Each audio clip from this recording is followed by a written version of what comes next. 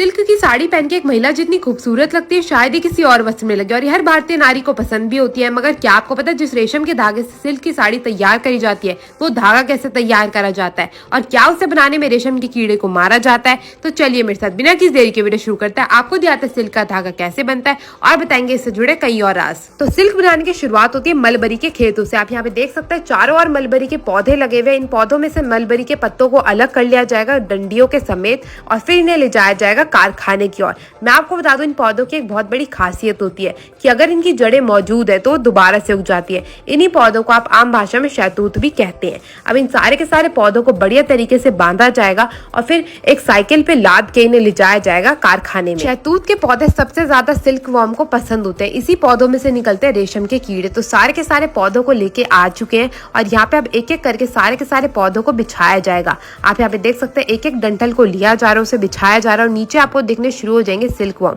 यहाँ पे अब ये बहुत छोटे छोटे हैं, इन्हें करीब करीब 15 दिन के लिए ऐसे ही बंद कारखाने में रखा जाएगा और तब जाके वो उगेंगे, मतलब बड़े हो जाएंगे। करीब करीब अपने साइज से 10 सेंटीमीटर तक ये बड़े हो जाते हैं और मोटे भी हो जाते हैं। बीच बीच में इनकी जांच करी जाती है कि वो अच्छे से उग रहे हैं, मतलब बड़े हो भी रहे हैं या नहीं, और ये पौधे खा भी रहे हैं या नहीं।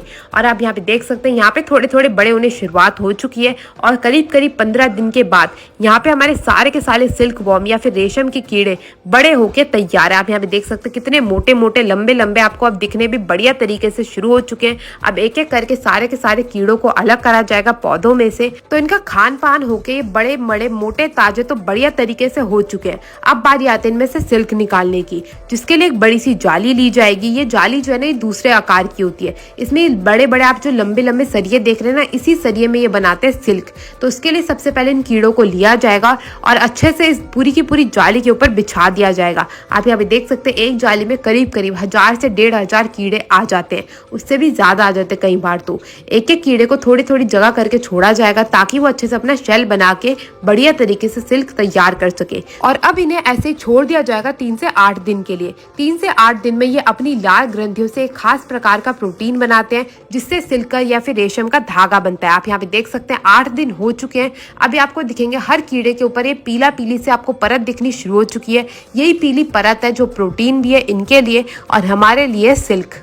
मगर अगर आप ध्यान से देखेंगे तो यहाँ पे हर एक कीड़ा अभी तक जिंदा है, क्योंकि सिल्क का जो कीड़ा होता है ना वो ऐसे नहीं मरता। उसको मरने में करीब करीब 10 से 20 दिन और लगेंगे। तो उसके लिए अगर आप देखेंगे सारे के सारे सिल्क के कीड़ों को निकाल लिया जाएगा इस जाली से अलग करने के बाद इन्हें ले जाया जाएगा इन्हें उबालने के लिए। तो सबसे पहले इन्हें ऐसे ही रख दिया जाता है कि कुछ कीड़े अपने आप ही मर जाए। इस प्रोसेस के लिए इन्हें कम से कम 5 दिन के लिए ऐसे ही छोड़ दिया जाता है।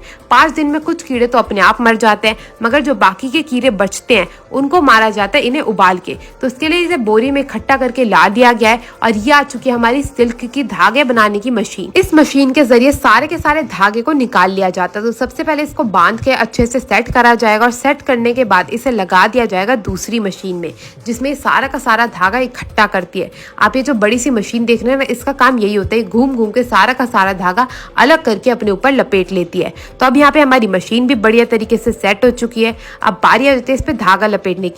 तो जो पुराना धागा होता है वही लेके इस पे थोड़ा थोड़ा लपेटना शुरू कर दिया जाता है। और अब एक कढ़ाई के अंदर डाला जाएगा ढेर सारा पानी, जिसमें कीड़ों को उबाल के सारे की सारे रेशम को अलग करा जाएगा। तो यहाँ पे हमारी अंगीठी भी तैयार है। अब धीरे धीरे करके कीड़ों को लिया जाएगा और उनको अलग कर करके उबालने के लिए पानी के अंदर डाल दिया जाएगा। आप यहाँ पे देखेंगे कैसे कीड़े तड़प तड़प के अपनी जान दे देते हैं जो बचे होते हैं, और बाकी का जो कीड़े होते हैं वो खुद ही मर चुके होते हैं। तो उनको तो कोई फर्क ही नहीं पड़ता। अब ये जो पीली पीली परत है ये है हमारे रेशम के धागे।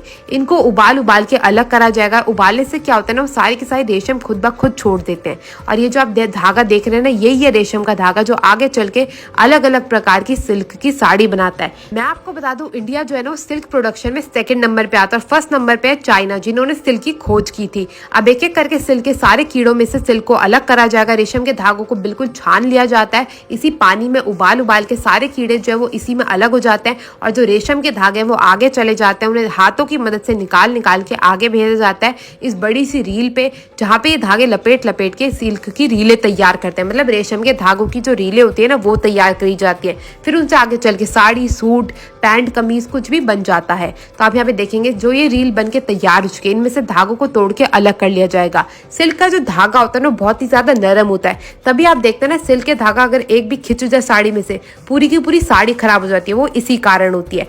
आपको कैसी लगी वीडियो जरूर बताइएगा। मैं मिलती हूँ अगली वीडियो में, तब तक के लिए टेक केयर, गुड बाय।